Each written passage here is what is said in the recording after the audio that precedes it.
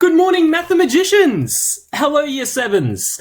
Today we are going to learn how to simplify fractions using BEDMAS. So these ones are simplifying complicated fractions, ones where there's an expression on the top, like 10 take 2 or 12 take 2 times 3. But we can simplify these. We can write these as a much simpler fraction. We should first simplify the numerator, which is the top, and the denominator, which is the bottom, separately. We still follow rules of BEDMAS, so brackets, exponents, and so on. And we'll see that in the second question. Just a little note, do make sure that you copy the whole line. We copy the whole line and we just replace parts.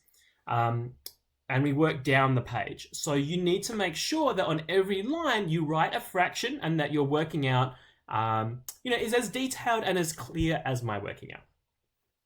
So let's try one. Here we have 10 subtract 2 as the numerator and 2 times 3 as the denominator.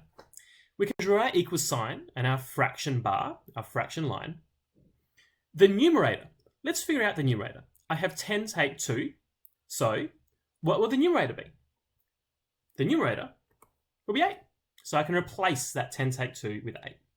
And I can replace the bottom as well. The bottom is 2 times 3, but we know what 2 times 3 is. 2 times 3 is 6. So now I have a simpler fraction, which is the same. These two fractions are the same, but this is a much simpler way to write it. I've got 8 divided by 6 here. Can I simplify this fraction? What's the biggest number that goes into 8 and 6? The biggest number is 2. So I can divide the top by 2 and the bottom by 2. If I divide them both, I'll have a fraction that's the same, but is simpler. It will be equivalent. On the top, I'll have 8 divided by 2, so the numerator will be 4. And on the bottom, I've got 6 divided by 2, so the denominator is 3. Let's try one that's a little bit trickier. And here we will have to use BEDMAS. This is because on the top, I've got 3 different numbers here and 2 different operations.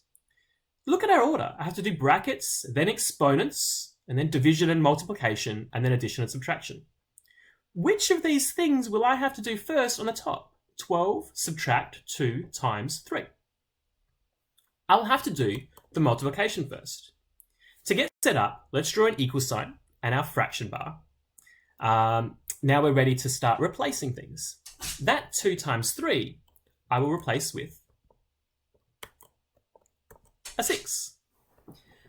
Everything else I can just copy down. So that 12 subtract, I can copy down. That 7 minus 5, I can copy down as well.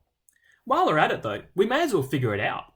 7 take 5, I can replace that. 7 take 5 is the denominator, so the denominator will be 2. Now, the numerator is 12 take 6, right? 12 take 6, well, we can simplify that.